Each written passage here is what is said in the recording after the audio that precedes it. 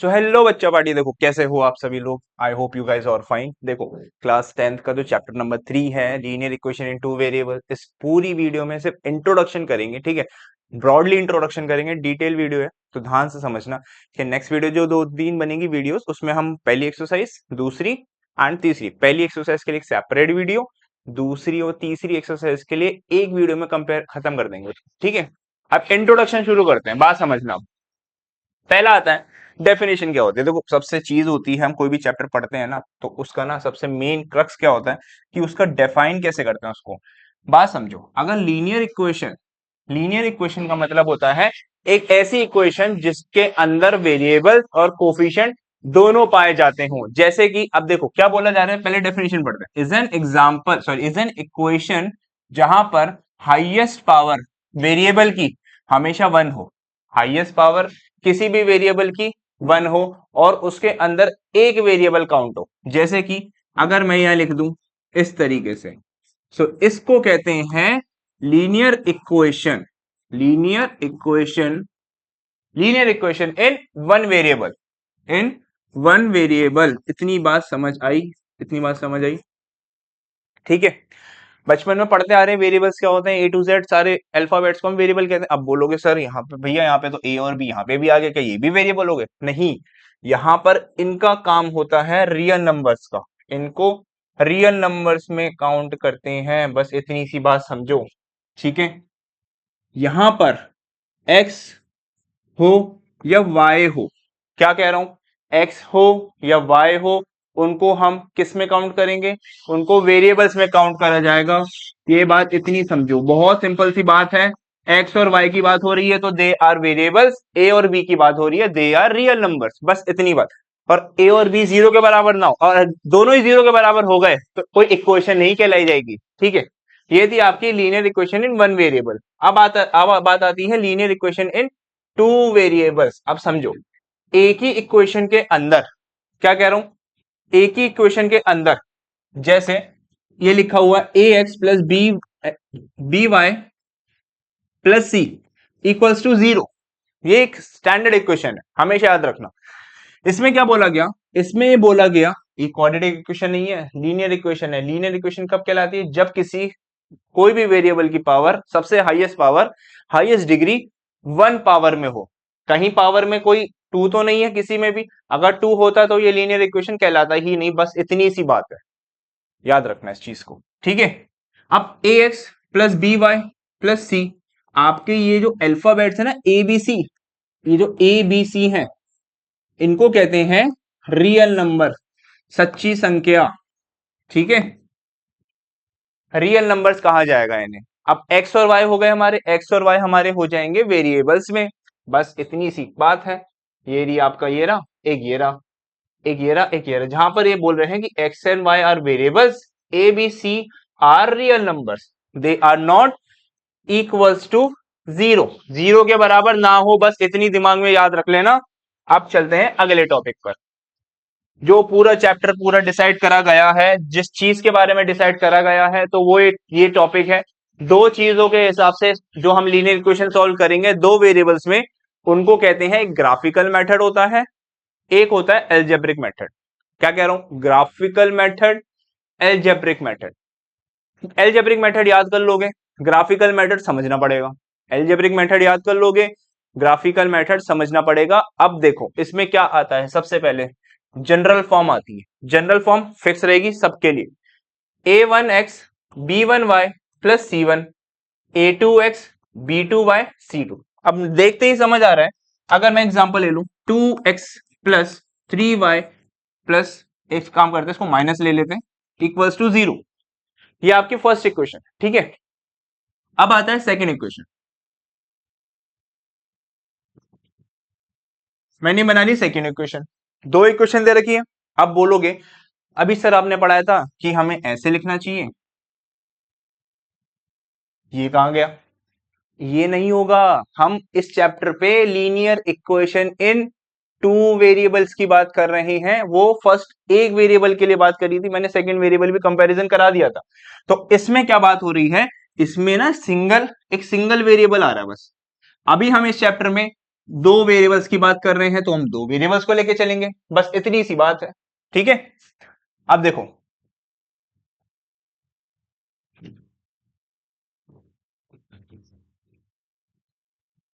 ये दो इक्वेशन समझ आई।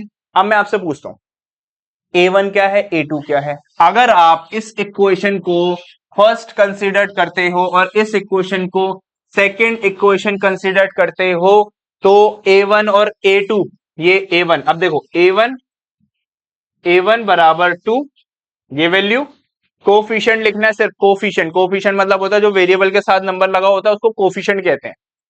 ये हो गया आपका A2, B1, y वाली वैल्यू को B1 कहेंगे, ये हो गई आपकी 3, ये हो गया आपका B2। अब बात समझो, अगर यहां पर माइनस है, अगर यहां पर माइनस है तो आपको भी लगाना पड़ेगा -3। ये हो गया आपका A1 B1 A2 B2। अब बात करते हैं C1 की। अगर समझो, अगर मैं यहां की जगह यहां लिख दूं इक्वल्स टू 3 कर दूं तो आपको इस 3 को यहां से उठाकर LHS पे ले जाना पड़ेगा। और इसका साइन ध्यान से सुनना, आपको ये 3 नंबर यहां से उठाकर LHS पे ले जाना पड़ेगा और जो उसका साइन होगा वो भी डिफर हो जाएगा, वो भी अलग हो जाएगा। अब जैसे कि यहां पे प्लस है, अब जब मैं इसको इधर ले जाऊंगा तो इक्वेशन कुछ इस तरीके से बनेगी 2x + 3y - 3 = 0। ऐसी कुछ इक्वेशन बनेगी। ठीक है, तो ये जो चीज होगी ये हमारा C1 हो गया माइनस का। बात समझ आ रही है। अब इसमें आ जाओ, यहां पर क्या है, यहां पर a +3। अब देखो ऑलरेडी है तो उसको कोई इधर ले जाने की जरूरत नहीं है तो उसको वहीं रखेंगे। ये हो गया आपका C2। इतनी बात समझ आई। ये थी हमारी जनरल फॉर्म, ये था हमारा लिखने का तरीका कि A1 क्या होता है, B1 क्या होता है, C1 क्या होता है। इस तरीके से हम लिख से और बता सकते हैं। आगे चलते देखो, अब बात आती है ग्राफ को प्लॉट कैसे करा जाए। अब बात समझ, यहां पर एक छोटा सा एक क्वेश्चन ले लेते हैं, आसान सा लेंगे चलो।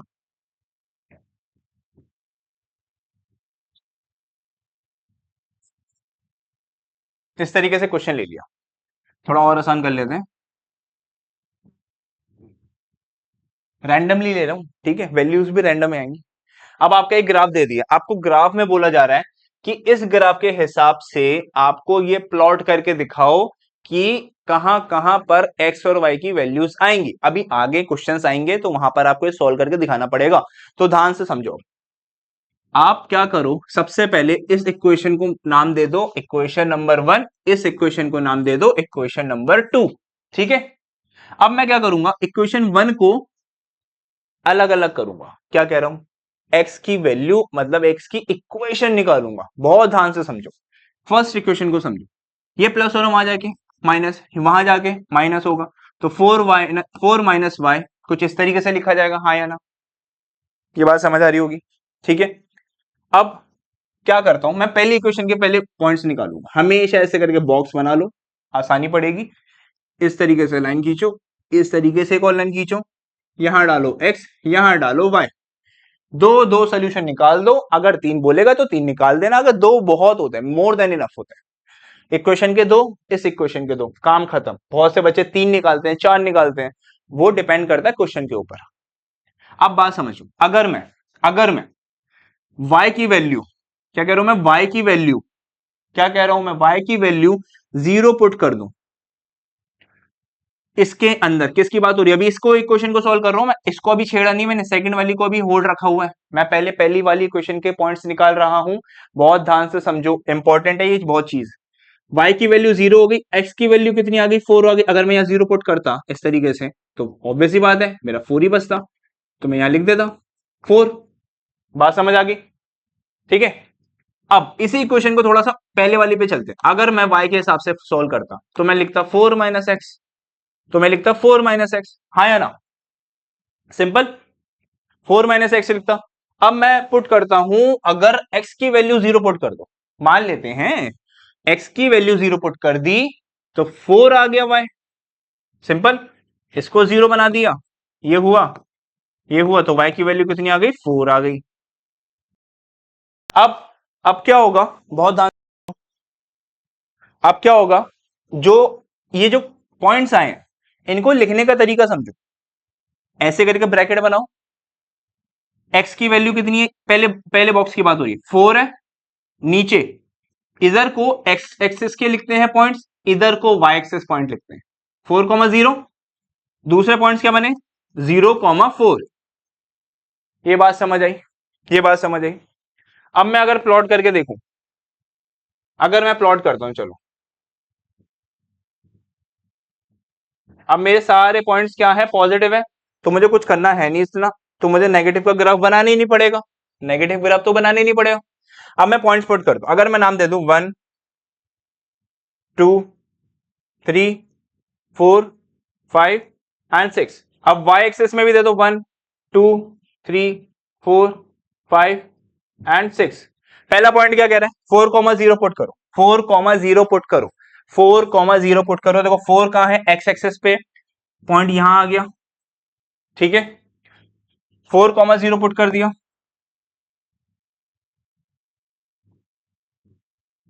अब नंबर दिख रहे होंगे क्लियर, ठीक है।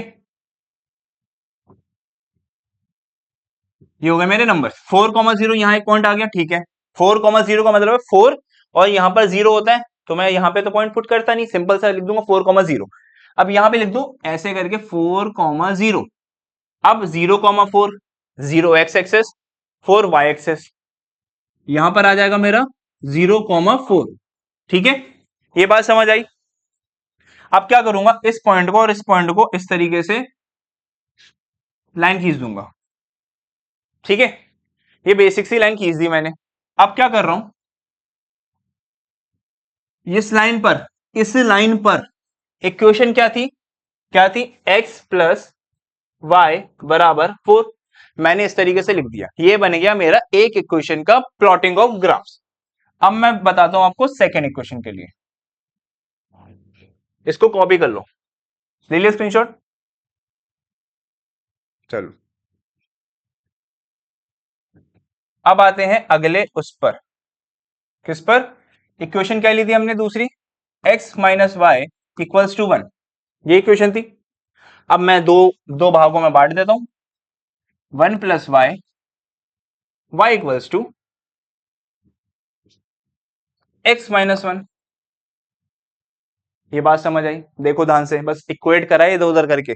अब मैं एक एक करके वैल्यू निकालूंगा, पहले बॉक्स बना लो इस तरीके से, ये बन गया x के लिए बॉक्स, ये बन गया y के लिए बॉक्स। अगर मैं x की जगह 0, अगर y की जगह 0 पुट कर दूं इस इक्वेशन के अंदर, तो मुझे x की वैल्यू 1 मिलेगी। बच्चों ध्यान से देखो, अगर मैंने यहां 0 पुट करा, 0 पुट कर दिया, तो ये गायब हो गया, सिर्फ 1 बचा। ये देखो 1 बचा, तो मैंने 1 लिख दिया, ठीक है। अब मैं इधर आता हूं, अगर मैं x की जगह पे 1 पुट कर दूं, x की जगह पर 1 पुट कर दूं, y की वैल्यू कितनी आएगी, -1। अगर मैं -1 में ना निकालना चाहूं तो मैं पॉजिटिव ले लेता हूं। अब पॉजिटिव कैसे आ सकती है, थोड़ा सा इसमें ना थोड़ा सा दिमाग लगाना पड़ेगा, अपनी सुविधा के हिसाब से, अपनी आसानी के हिसाब से हमें पॉइंट्स लेने पड़ेंगे, ताकि हमारे ग्राफ में बहुत बड़े अच्छे अच्छे पॉइंट्स आ जाए। अब बहुत से बच्चे सोचते हैं 100 वाले ग्राफ्स होते हैं, उनको कैसे करें, उसमें ना कॉमन निकाल लिया जाता है। एग्जाम्पल के तौर पर जैसे कुछ ऐसे करके आ जाए, अगर कुछ ऐसे करके आ जाए, तो भाई 100 100 100 100 कॉमन निकाल लिया, जो वैल्यू बची सिंपल सा लिख दो, उसको फिर डिवाइड कर देना। इस तरीके से करेगा, थोड़ा सा ना समझना पड़ेगा इस क्वेश्चन को, प्रैक्टिस के बाद आएगा थोड़ा सा। अब बताओ मैं क्या पुट करूं यहां पे जो मेरे को वैल्यू मिल जाए। अगर मैं y की जगह, अगर मैं x को 1 ले लूं, तो y कितना आ गया, y भी 0 आ गया। दो दो पॉइंट सिमिलर आ रहे हैं, थोड़ा सा आसान लो, थोड़ा और आसान लो। अगर मैं यहां पर x को 2 पुट कर दूं, तो y की वैल्यू कितनी आ गई, 1 आ गई। अगर मैं x को 2 पुट कर दूं, y की वैल्यू 1 आ गई, सिंपल। अब मैं पॉइंट्स लिखता हूं, 1,0 2,1, आपको ये पुट करना है अब इसके अंदर।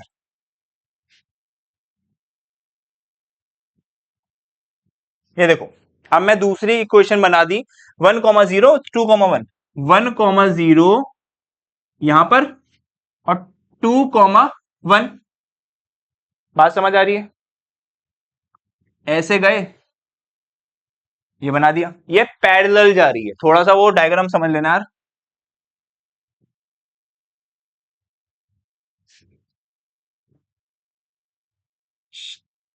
ये बन गया 2, ये था पहले 2, ये था आपका 3। हम ले लेते हैं ये कलर, थोड़ा छोटा कर लेते हैं, सॉरी, और मुश्किल बन जाता है ये तो, डार्क लेते हैं थोड़ा सा। हमारे क्या पॉइंट्स थे, 1,0, 2,1। 1 इधर है और 0 इधर, एक पॉइंट यहां लाई करेगा। 2,1 यहां पर है, 2,1 यहां पर है, तो यहां लाई करेगा। बात समझ लो, तो इस तरीके से पॉइंट जाएगा, ठीक है। अब ये पैरेलल जा रही है। अब पैरेलल जाने का मतलब है यहां पर लाम ले दो, x minus y equals to 1। बस इतनी सी बात थी, ये था आपका प्लॉटिंग ऑफ ग्राफ। अब चलते हैं आगे। ये बहुत इंपॉर्टेंट है, इस चीज पे ध्यान देना। पूरे इंट्रोडक्शन में ये सबसे ज्यादा सिखाने वाली चीज है, तो उसको ध्यान दे दो, ठीक है। सबसे पहले हम बात करेंगे इसकी। देखो,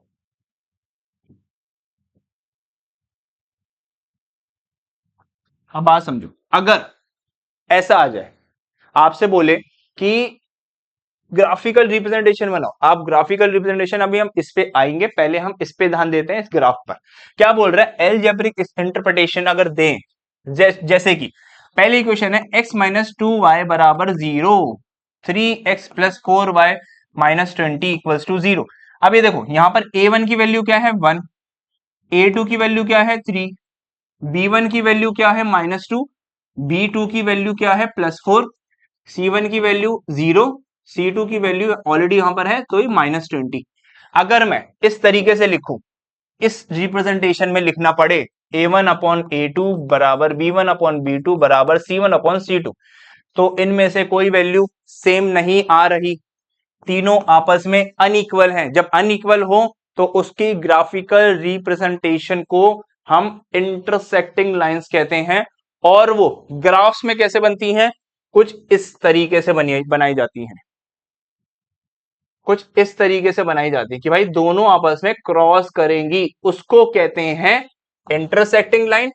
और एलजेब्रिक में कहेंगे वन सोल्यूशन, और यूनिक सोल्यूशन कह सकते हो, एग्जैक्टली वन सोल्यूशन कह सकते हो। बस इसको थोड़ा सा दिमाग में रख लो, ठीक है। आगे चलो, सेकंड आता है 2x plus 3y minus 9 equals to 0, 4x plus 6y minus 18 equals to 0, ठीक है। यह आ गया आपका, इस तरीके से लिखोगे,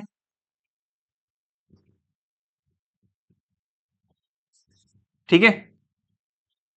अब ये कट गया, सारा कुछ 1/2 आ रहा है, सारा कुछ 1/2 आ रहा है, और ये तीनों इक्वल है, तीनों बराबर है, तीनों बराबर है।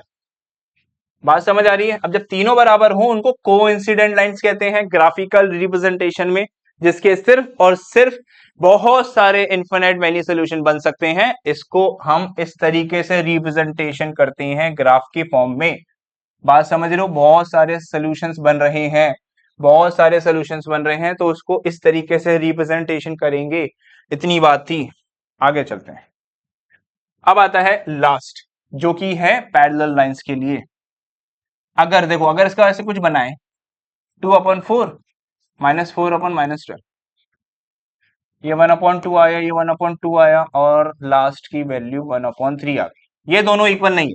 अब जब लास्ट की चीज इक्वल नहीं है, तो उस चीज को बोलते हैं नो सॉल्यूशंस, और उसकी ग्राफिकल रिप्रेजेंटेशन बनती है पैरेलल। साथ साथ तो चल रही है, लेकिन मिलेंगे नहीं, और एक दूसरे को टच नहीं करेंगे, ठीक है। इमोशन इन मैथ्स, ठीक है, उसके बने नो सॉल्यूशन, दिमाग में रख लेना ये चीज को, नो सॉल्यूशंस। आगे चलते हैं, ये बहुत इंपॉर्टेंट है, क्वेश्चन में पूछा जाता है, what do you mean by consistence and what do you mean by inconsistence. अगर देखो, पहला वाला टॉपिक है जो अभी थोड़ी देर पहले पढ़ा था, ठीक है। क्या हो रहा था, intersecting lines, coincident line and parallel lines.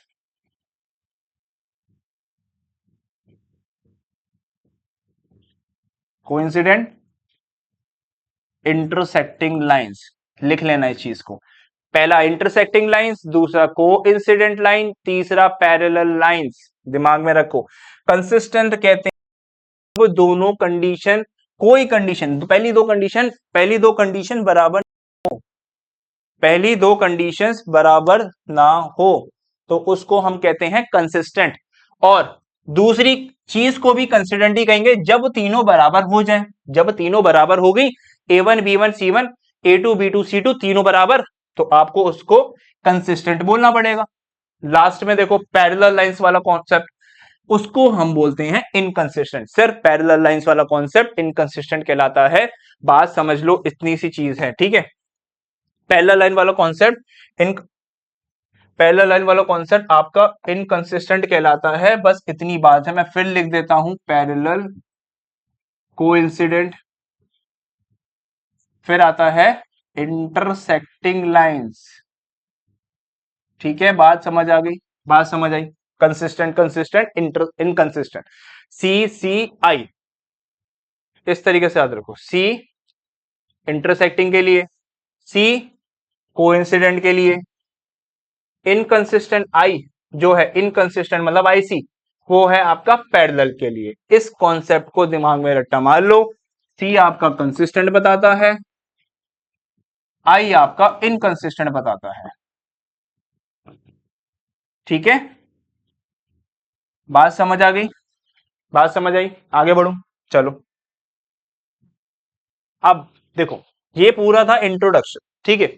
अब जो वीडियो आएगी इसके बाद, जैसी आएगी वीडियो, तो उसमें हम लोग पूरी की पूरी एक एक्सरसाइज को अच्छे से समझेंगे, बहुत अच्छे से समझेंगे, ठीक है। एक एक चीज पढ़ेंगे, इक्वेशंस बनाना पड़ेंगे। देखो इक्वेशन बहुत इंपॉर्टेंट होती है। इस चैप्टर से आपके केस स्टडी के बहुत सारे बनेंगे। सेक्शन ई जितना भी है ना आपका, सेक्शन ई जो बोर्ड के एग्जाम्स में आएगा, आपके बोर्ड्स के एग्जाम्स में आएगा सेक्शन ई, तो वो यहीं से बनता है, बहुत ज्यादा बहुत ज्यादा। तो बहुत ज्यादा समझना अच्छे से, ठीक है। बहुत इंपॉर्टेंट है बोर्ड्स के लिए। तो अभी तो देखो एनसीईआरटी की सीरीज चल रही है, बेफिक्र रहो, आराम से पढ़ते जाओ। बहुत मेहनत करनी है। देखो आप लोग को बोर्ड्स के अंदर, देखो बोर्ड्स के ना पेपर ऐसे होते हैं ना, अगर आपका आंसर सही नहीं है तो आपको मार्क्स तो मिलते हैं, मगर 2 2.5 2 2.5 इस तरीके से। आपका स्टेप सही है मान लेते हैं, आंसर गलत है, हद से हद 3 मिल जाएगा 5 नंबर के क्वेश्चन में। 3 भी बहुत बोल दिया मैंने, बहुत कम मिलते हैं इतने नंबर में, पहले बता दूं आपको। तो देखो यार, बिना पढ़े, बिना डेली प्रैक्टिस अगर नहीं हो रही, अब मैं बताता हूँ आपको, एक अलग सा सेशन बनाऊंगा, उसके अंदर मैं आपको तरीका बताऊंगा पढ़ने का, ठीक है, डेली पढ़ने का। एक छोटा सा यहाँ पे इंट्रो दे देता हूँ, कैसे करना होता है, कैसे पढ़ना होता है। देखो सबसे पहले आप एनसीईआरटी पढ़ते हो, ठीक है। एनसीईआरटी के कॉन्सेप्ट समझे, वीडियो देखी मेरी, एनसीईआरटी के कॉन्सेप्ट समझे, क्वेश्चंस करें, ठीक है। अब जब जब आरडी या कोई और पब्लिशर बुक उठाते हैं, कोई भी पब्लिशर बुक उठा लो आप भी, कोई भी, उसमें क्या होता है, प्रॉब्लम ये क्रिएट होती है, जो हॉट्स के क्वेश्चंस होते हैं, हाई ऑर्डर थिंकिंग वाले क्वेश्चंस होते हैं, वो नहीं हो पाते, ठीक है। और उसके आगे आप देखते हो कि भाई सीबीएसई में पूछा गया है ये, वो भी नहीं हो पा रहा। न्यूमेरिकल नंबर वाले क्वेश्चंस हो जाते हैं, लेकिन जब कुछ एक एक्सप्रेशन वाले हो, वो दिक्कत आती है। वहां दिक्कत होती है आपको, आपने उठाए ही नहीं क्वेश्चंस, आपने प्रैक्टिस ही नहीं करी, आपने देख के हटा दिया, चलो हटाओ, नहीं हो पा रहा। ऐसा नहीं होता, ठीक है। मैं सबसे विनती करूंगा यार कि थोड़ी सी समझो, थोड़ा सा समझो कि क्वेश्चन कह रहा क्या है। गिवन लिखो, गिवन लिख के फिर अटेम्प्ट करो। गलत होगा, एक बार गलत होगा, 2 बार गलत होगा, 3 बार गलत होगा, लेकिन चौथे पांचवें बार तो सही हो जाएगा ना यार। कोशिश डेली करते रहो, चाहे मैथ्स हो, साइंस हो। ये दो सब्जेक्ट्स आपके न्यूमेरिकल बेस्ड है। फिजिक्स पूरी की न्यूमेरिकल बेस्ड है, तो उसकी एक और सीरीज आएगी, तो उसमें मैं पूरा का पूरा एक लाइट चैप्टर को, मतलब सारी चीज समझा दूंगा, बेफिक्र हो, ठीक है। सो इस वीडियो को एंड करते हैं गाइस, मिलते हैं नेक्स्ट वीडियो में। Till then bye.